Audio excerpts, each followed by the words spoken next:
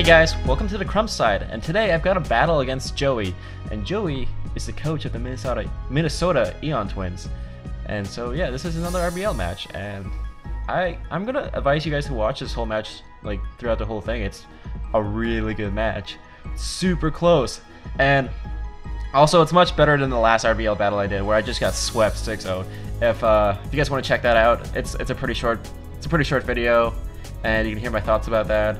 You know, it happens, but you know, you'll learn from it, because yeah, this time I actually prepared. I prepared for the next team, and you can see that I actually had to, because Joey has a very scary team. I mean, look at that Thunderous.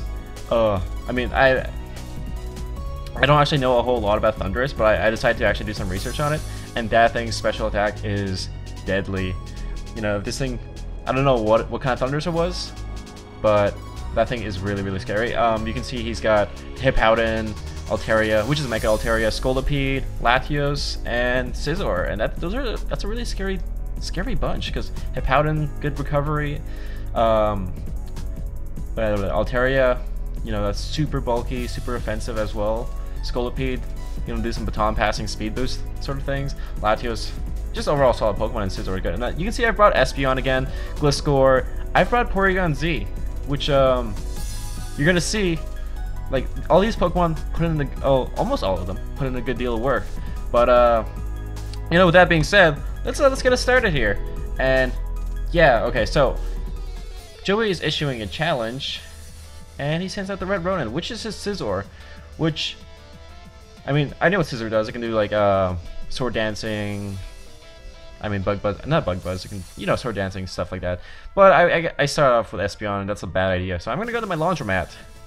And he goes off for the knockoff, which this is super crucial. He gets a critical hit right off the bat, and that hurts so much. That the amount of pain I felt from that, you know, if there was ever a moment you wanted to quit, it's getting critted on the first turn. But I switched into Dr. Claw, shiny Dr. Claw, and he's gonna withdraw, and it's gonna pay off pretty well because he withdraws into his Altaria, and yeah, you know, that's a pretty good switch on my end. Because he has a Mega Evolve, that's the rules, so he has a switch, once again. And going for the safe play, I decided to... What did I decide to do? I think I went for a Toxic. No, I went for a knockoff. Thinking that he would switch, and I might as well knock off an item, and then get rid of his leftovers, which is pretty helpful. I mean, this thing is bulky enough, and getting rid of Hippowdon pretty early on would be nice. Especially, because, you know, it's part of his core. So I switch into my, my bats. My Gliscor. It's a different Gliscor than I brought last time, and you know, he goes for a slack off, and we're looking pretty good in the Sandstorm here because we both kind of benefit from it. And I get my Stealth Rocks up because that's the kind of Gliscor I am. I'm the one that likes to throw rocks at you. So they're gonna float up in the air, and he's gonna Stone Edge me, and I guess just to see what kind of Gliscor I am, or maybe he thought I was gonna switch or something. I don't know, but it doesn't do a whole lot, and I get some recovery back from my Toxic Orb. I'm gonna go for a Toxic of my own and get him badly poisoned. He's gonna go for his own Stealth Rocks, and we've got a bunch of rocks up on the field. So it's gonna add a lot of pressure for both of us for switches. That's alright though. So I get my other poison heal, and he's gonna take some poison damage. Now, thinking that there's not really much he can do, I decided to go for another Toxic because I'm thinking he's gonna switch, and he does. So that's kind of nice. So I'm hoping that he goes into maybe his Altaria, and he does. He goes into his Altaria, and I get another Toxic off because it was just. It's nice when things pay off, so that kind of paid off pretty well. But, I mean, I'm still not quite sure what kind of Altaria this is. This could be a Heal Bell Altaria, or maybe, I don't know. I'm not really quite sure yet. But he's going to take some poison damage. And what does he decide to go for? I'm going to switch, because there's not really much I can do here, and I don't want to be taking a special attack from this thing. So I go into Mumbo, which is my Empoleon. And this Empoleon puts in the work. I love it. I love this Empoleon. So Mumbo, you know, it's a Happy Feet reference there. And he's, you know, he Mega Evolves, looking all beautiful and fluffy and cuddly, and he goes for the Heal Bell. So it is, in fact, a Heal Bell Altaria. So, you know, that's gonna fix up his Hippowdon rather well, and you know, that's gonna prevent me from stalling him out, which is fine. You know, it's not like I really wanted to stall him out, but you know, having the option is kind of nice. But okay, so he Roost. So I'm kind of seeing what kind of Altaria this is. So he's got Heal Bell and Roost. I haven't seen any attacks yet, but I'm going to assume he's got Hyper Voice or Moonblast. No, he's got Hyper Voice, I believe. I should, yeah, there's a Hyper Voice. And you're going to see Hyper Voice does like nothing, and that's a critical hit, actually. That is a critical hit. And I go for Sword Dance because I'm not especially offensive Empoleon. I'm a physically offensive Empoleon.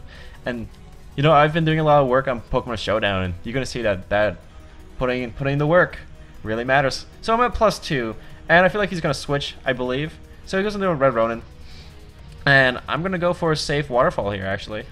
So I'm gonna see how much damage this Waterfall will do onto the Red Ronin, and yeah, that thing is pretty much dead. Almost. It's almost dead. But I'm kind of fear this thing outspeeding me, and I'm not really sure. The fact that he switches into Red Ronin makes me think he's got like some sort of fighting attack move. And it's a good thing that I switch. I switch into Laundromat, and in fact, he does have a fighting type move. It's called Brick Break, and I'm glad I switched. But I sack off my Laundromat. A safer play would have been going into my Gliscor, I would have think, because Gliscor could have taken that hit just fine. But you know, I sack off Laundromat maybe a little bit too early in my opinion, and I think that's really gonna.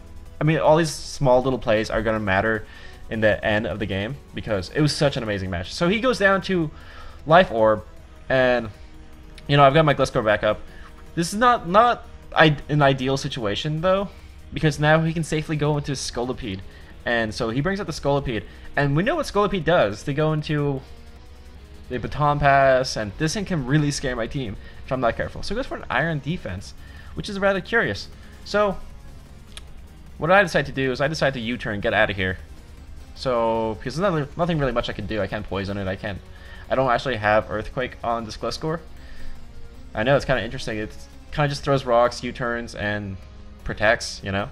So I've got my .gif just to scare him out because I think I can outspeed him. And I don't think he'll be able to take me down with a hit. So .gif kind of scares him out. I can go for a Psychic if I need to, and you know, get rid of this thing, because I think he wants to keep this thing around. But I feel like he's gonna switch because one attack from this Scolipede won't take me down. I'll be able to survive one for sure. So we switch into Thunderous, and it's gonna take quite a bit of rock damage. So that's kind of nice. And I'm gonna go for a Tri-Attack. Even more nice because getting rid of this thing is important, and that's a critical hit, and that might have mattered. Not too sure, but I don't think I can outspeed because he's, I mean, I'm +2, I believe, +2, and so I'm gonna have to let something go, which is unfortunate because it has to be Dr. Claw. But I figured Dr. Claw might have been the least helpful Pokemon at the time.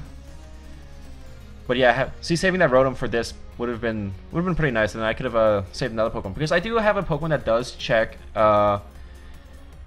his Thunderous, and that's my ESP Cat. So my Espeon finally making an appearance, and this is especially defensive Espeon, and it's really pays off because look at that damage. I get a Psychic off, and I can take down this Thunderous. So that is pretty important. See, yeah, bringing ESP Cat was pretty helpful against that Thunderous because I knew it could take at least one attack. It was definitely a 2-hit KO, so it was taking that Thunderous out beneficial. It was purely beneficial on my part.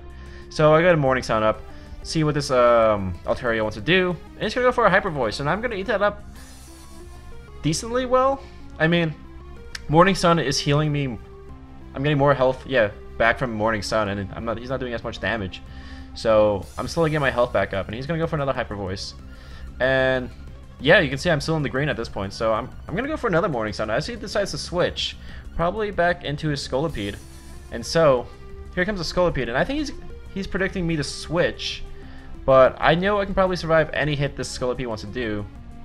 So this is a bit of a risky play on my part to stay in, but I figure I'm gonna stay in because one Psychic should take this thing out. So he's gonna protect, and what I decide to do actually is go for a Reflect because I knew I'll outspeed on the first turn, and I figured he needs to get that +1 speed boost. So getting up a Reflect, really important. So no matter what, that Reflect goes up. Earthquake won't do a whole lot of damage. Look at the damage on this thing.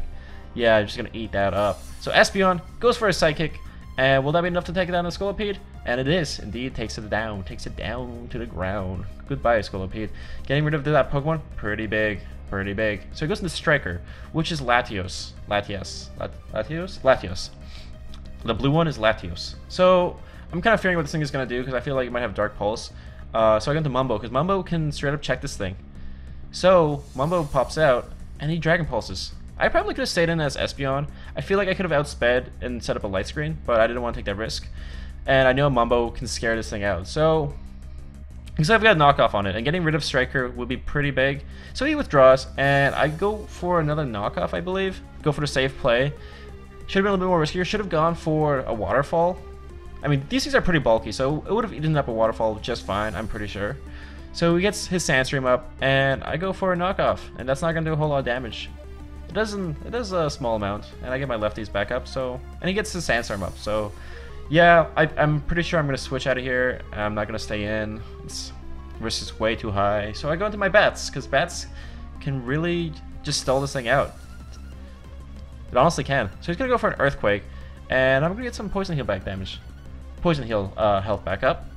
So he's going to withdraw, because I don't think there's anything he really wants to do. So I'm going to go for... What did I do? I think I go for another Toxic, I believe. And so he goes back into Cirrus, his Altaria, his Mega Altaria. Fluffy Altaria. And I go for another Toxic. Because I want to get rid of this Altaria. Getting rid of this Altaria would be huge. Because I'm still not quite sure. I mean, it's got Hyper Voice, it's got Ruse, it's got Heal Bell. I'm not sure if its third move. If its third move was Cotton Guard, I think I'd be a little bit afraid of it.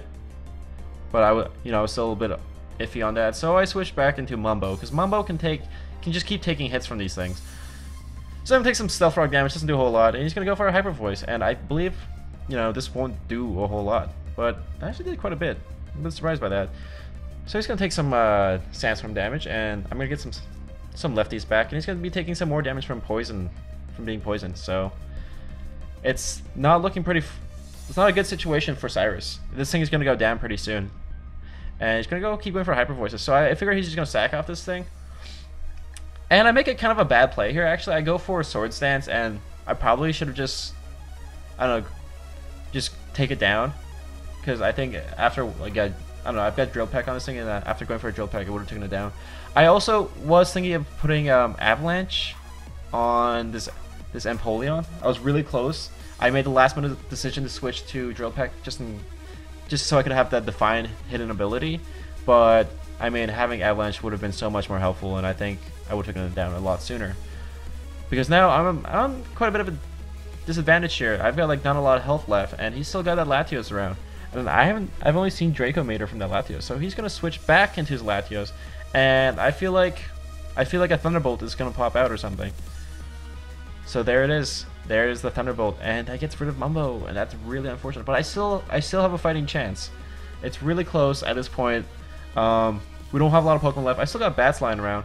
But I want to test if this is a Choice Spec Latios or maybe an Expert Belt, so I would Protect just to scout, just to see what it can do, and we're going to find out it's got an Ice Beam, so that is really scary. I don't want to get Ice Beam, so yeah, I'm going to have to make a switch here. So I do switch out, I get out of here, and I go into ESP Cat, because ESP Cat can take any sort of Ice Beams it wants. So Stones dig right into me, and there's the Ice Beam. It's gonna do a decent chunk, I believe. But yeah, one more attack will take me down. He's gonna outspeed, so that's unfortunate.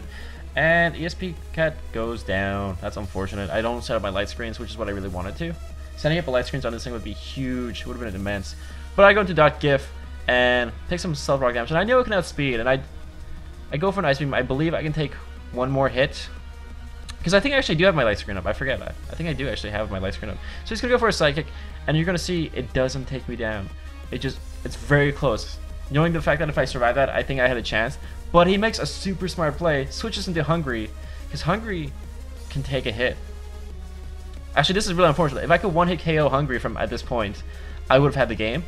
But unfortunately, I am timid, so you're going to see that I don't take Hungry down. He lives just by a small sliver of health.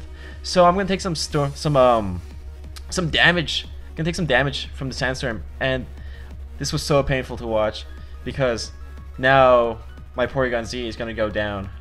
It's gonna go down from the Sandstorm. If I one hit KO'd it, the Latios would have come in, and I would have been able to take it down at that point. But now all it comes down to is, can Gliscor survive an Ice Beam?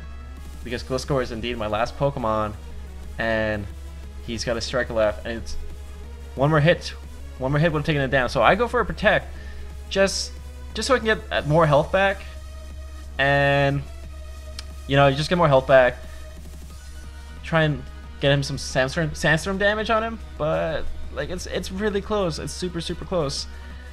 I mean, I could have gone for a double protect, but I felt like that would have been too risky, so I try and go for a U-turn. I need to survive this, but I don't. And that's the game. Super close, nail-biting game. You know, that could have gone either way, and I'm really excited for our next match. And see, this is what happens when you prepare for your opponent's team. You get really good battles, and he just brought in it. He's got a great team. And I think we both brought great Pokemon. And there's, you know, there's some plays I do regret, but I mean, hindsight is 20/20, of course. But I'm looking forward to my next match. It's pretty soon. I think the next match is gonna be in a couple of days. So I'm gonna hopefully snag a win this time. I mean, first battle was 6-0. This one was 1-0, and you know, based off that, maybe I'll actually start going back up. Maybe get a 1-0 in my favor, and then 6-0 the person after that. Awkward laugh, but you know, it could happen. It could happen. But thanks for watching that, man. And if you guys enjoyed that, be sure to leave a comment and give this video a like if you enjoyed it. You know, and subscribe. Yeah, this battle was a lot of fun. So on that note, bye. That's the one I was really scared of, and now it's gone. So I'm feeling a bit more confident But you know, he gets all his health back pretty much. And I try and retaliate with an earthquake, but as you're gonna see, it's still not enough to take it down.